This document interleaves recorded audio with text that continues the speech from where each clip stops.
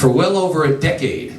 Yeah, well over one. In the mid-90s is when I first started thinking about making a solo record, because at that time all the music trends were changing. You know, it was kind of like wheels were coming off everywhere, you know, and the industry was changing, and I started thinking about doing a solo record. Started writing for it then, but it kept getting put on the back burner.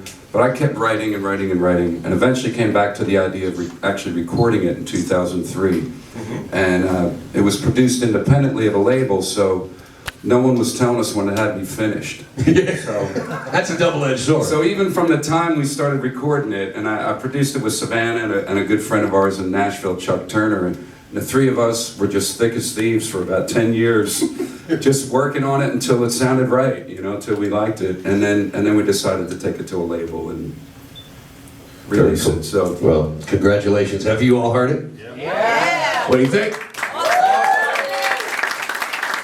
I got friends of mine that say to me, they say, what does it sound like? Does it sound like Cinderella? And I said, no, it sounds like old Jeff Beck group meets Small Faces meets the Rolling Stones. Yeah. there's a lot of that in there. There's a good vibe in there. You almost didn't make it this far.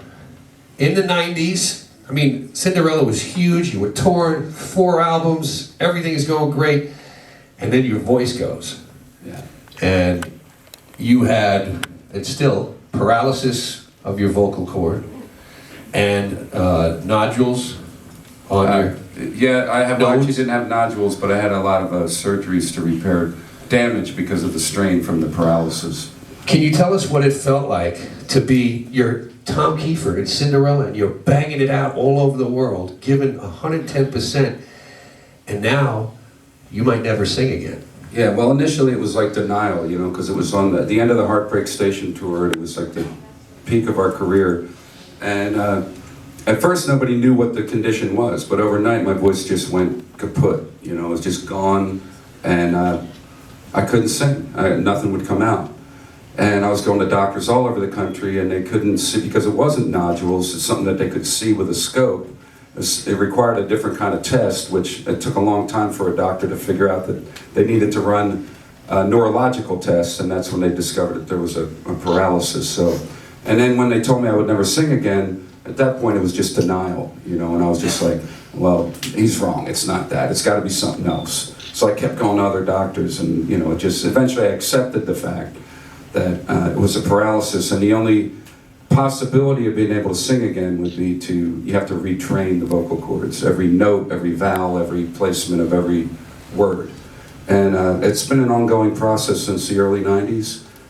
It's gotten stronger and stronger as the years have gone by, and I've worked with tons of speech therapists and vocal coaches, and just kind of learn. It's not an exact science, so you try to learn what you can and figure it out, and as the years have gone by, it's gotten stronger and stronger and more consistent. But it's still something every day that's a struggle. The warm-ups for the show are probably longer than the show itself, so, you know, but I just thank God I can still sing. So do we. Yeah. So do we, brother.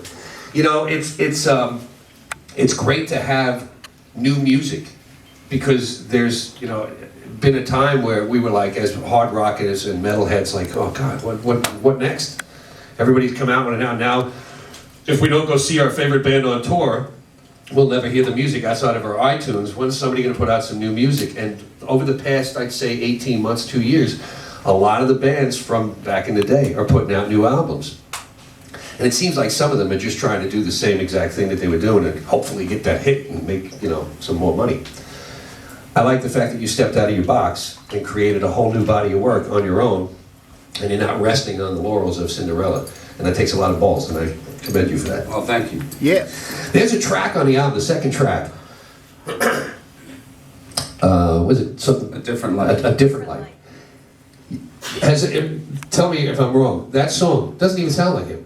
It sounds like there's a different guy singing on the album. Great sound, but I was like, is this a guest? And then I was like, nah, he wouldn't let the guest sing the whole song. Guest vocalist. Very good stuff. Thank you. Thanks. We have a bunch of questions, we've got a bunch of things we want to do, but one of the things we want to do really quick and really badly is rock. So could you play a song for us? Yeah, we're gonna do Shake Me.